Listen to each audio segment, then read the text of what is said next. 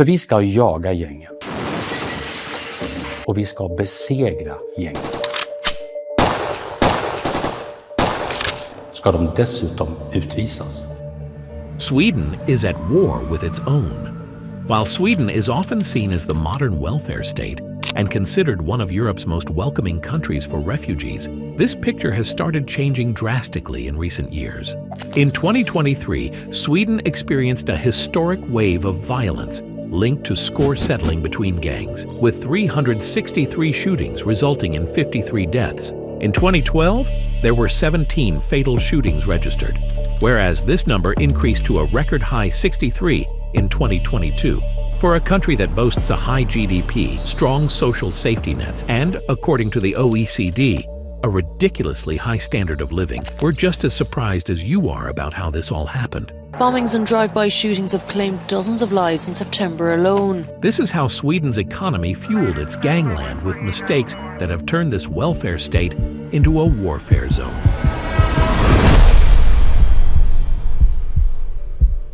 Förstår ni vad som kommer hända om det händer mina 3 döttrar någonting? Förstår ni vad vi föräldrar? Ni har blod på era jävla händer om det händer mina döttrar. This was a scene from an event hosted by the Swedish government about building a home for asylum seekers, a move that was opposed by dozens of angry parents concerned about the safety of their children. Hur fan ska ni kunna skydda våra barn från våren? This is just one of the few examples of how the Swedish government is facing backlash over its once generous immigration policies. Over the past few years, Sweden has seen a dramatic increase in gang-related shootings and bombings, particularly in the suburbs of the largest cities, Stockholm, Gothenburg, and Malmö. The number of homicides rose from 87 in 2023 to 124 in 2024. The number of shootings increased from 324 in 2017 to 391 in 2022, with deaths rising from 43 to 62. This not only endangers the lives of Swedes, but also disrupts social stability. They feel like they're not part of the society and they don't adapt to the Swedish system. There are many here who have escaped from war and have trauma, and now they experience almost the same thing here. It's not just senseless killing that has plagued Sweden's growth. There is now the emergence of organized criminal networks with clan-like structures. These networks often originate from the Balkans and the Middle East, which are also the types of immigrants Sweden proudly accepts. While all fingers point to high levels of immigration as the cause of these crimes, the truth could not be further off. In reality, Sweden and immigration have gone hand in hand for years. If anything, it's how they got their modern welfare status in the first place. Sweden has a long history of welcoming immigrants, and for a long time, it seemed to be working. After World War II, a large labor shortage in Sweden led to extensive labor immigration. In the 1970s, due to Sweden's poor economy, many individuals emigrated to the United States and Canada. And by the beginning of the 1990s, approximately 10,000 Swedish-born natives emigrated each year. That's emigrated with an E, meaning they left the country to settle permanently. During this time, Sweden's immigration shifted from labor reasons to humanitarian reasons, which is why we saw the numbers grow over the years. And of all the countries that accepted refugees, per capita, Sweden recently took in the most. According to statistics in Sweden, immigration reached an all-time high in 2016, with approximately 163,000 individuals entering Sweden. These individuals included asylum seekers, returning native-born persons, immigrants due to employment and studies, and immigrants due to family reunification among both native and foreign-born persons. If we look at history, we can see Sweden's immigration go from labor reasons to humanitarian reasons. So if this country is so welcoming and humble, how come it has been nicknamed Europe's gun capital? Something wrong when you believe that you're a humanitarian superpower based on how many you actually allow to come to Sweden and not on how many you actually help. In 2023, the number of individuals immigrating to Sweden was 94,514, the lowest since 2005. This number was so low because, after the peak in 2016, there was an underlying problem that started to grow: integration. You cannot stop people on the street and say, can we become friends? It's a freak, you know. Yeah, we're really good at talking about the solutions to integration, but we actually don't do much about it. An OECD review of Sweden's integration system in 2014 revealed that despite the workshops focused on integration, many of Sweden's largest immigrant groups appear to have had more ease entering employment elsewhere in the OECD. This lack of proper integration was due to hurdles like language barriers, discrimination, and proper networking for employment. If people come here and we manage to get them educated and manage to get them into jobs, then both the economy and the welfare state will actually benefit. This not only leads to social exclusion and marginalization, but also a rise in poverty. Sweden's poverty rate went from 13% in 2008 to 16% in 2015. While Sweden faced this integration challenge, they were doing nothing to stop the inflow. This influx, largely driven by refugees fleeing conflict, put a strain on the system. That's why after Sweden hit its peak in 2016, the government tightened its policies, shifting towards a more restrictive approach. When we enter the train carriages, we will ask everybody to bring out their identification documents.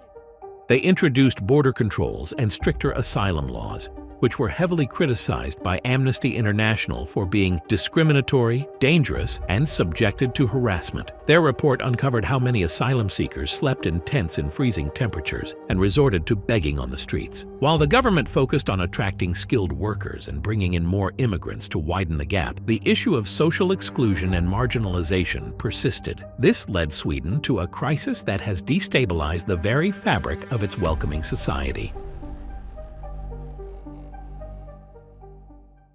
What sort of violence have you seen being part of a gang? I've seen people getting shot, I've seen people die, people getting hurt, mothers crying in despair. I've seen almost everything, but there's nothing you can do about it. Over the years, a particularly concerning trend has been the increasing involvement of children and teenagers in gang-related activities. Between January and July, 93 children aged 14 and younger were suspected of being involved in murder, attempted murder, or aiding and abetting murder, according to Swedish prosecutors. This is up from 26 during the same period the year before. Even 26 is a significant number, especially in a country of just 10.5 million people. According to police statistics, in the first 7 months of 2024, 93 children in Sweden under the age of 15 were suspected of having been involved in planning murders, 3 times more than in the same period last year. 11, 12-year-old, people kill each other, people pay 100,000 for one murder. Then there is the issue of illegal immigration, with estimates suggesting that as many as 100,000 people may be residing in Sweden illegally. This adds another layer of complexity to the problem. There are 2 reasons for the drastic rise in teen killers in Sweden. First, they are easy targets for gangs. According to an interview by Euronews with an anonymous gang member, teens are paid generously for contract killings. You can see here the rewards for bombing, burning, and even taking the blame for crimes in 3 major cities of Sweden. Considering Sweden's slow integration and poverty issues, this opportunity seems enticing to many. Alltså man rekryterar barn ju för att de inte tillräckligt klara i huvudet för att tänka vad som är rätt och fel i den åldern. The second reason is that they are the least likely to face long-term consequences for their actions. According to the Sweden Penal Code, Chapter 1, Section 6, no sanction may be imposed for an offense that a person committed before attaining 15 years of age. In simple terms, you can commit any crime in Sweden as long as you are under the age of 15. While you may still be put under special investigation, you will not be prosecuted. Even for 15 to 17-year-olds, it is rare for them to face prosecution for wrongdoing. Ironically, they made up 9% of the total crime in Sweden in 2022. Things have escalated so badly that the government has called in the army to help the police. We want to see how the army is helping the police to fight against criminal gangs. But that is just one part of a deep-rooted problem, which not only demands military action, but also significant policy reforms. Sweden has never experienced anything like this. In 2022, Sweden's parliament elected conservative leader Ulf Kristersson as prime minister. This marked the first government in Sweden's history to be shored up by the far-right Sweden Democrats. How does his government plan to end this long-term gang war? For starters, the government has granted police greater authority in conducting searches, surveillance, and data collection. This includes the establishment of security zones where police can conduct searches without suspicion. They have also emphasized the importance of preventive measures, including social programs aimed at at-risk youth to stop them from engaging in gun violence. These actions, while commendable, have yet to make any significant impact. Me, it's too late. You can't help me anymore. I help myself now. But help the people that can help. For now, Sweden is in an ongoing war between who their youth is ready to listen to, a government open to integrating them, or gangs ready to recruit them. Recently, in 2024, the Swedish government introduced a policy to incentivize people to leave the country. According to the policy, immigrants who voluntarily return to their countries of origin from 2026 onward would be eligible to receive up to 350,000 Swedish kroner, or approximately $35,000. According to the 2023 statistics, we have yet to see any strong changes in Sweden's future. With their latest initiatives and policy changes, there is some hope for Sweden's future. When we look at the new changes in immigration, it makes sense for them to curb immigration while they work on their integration problem.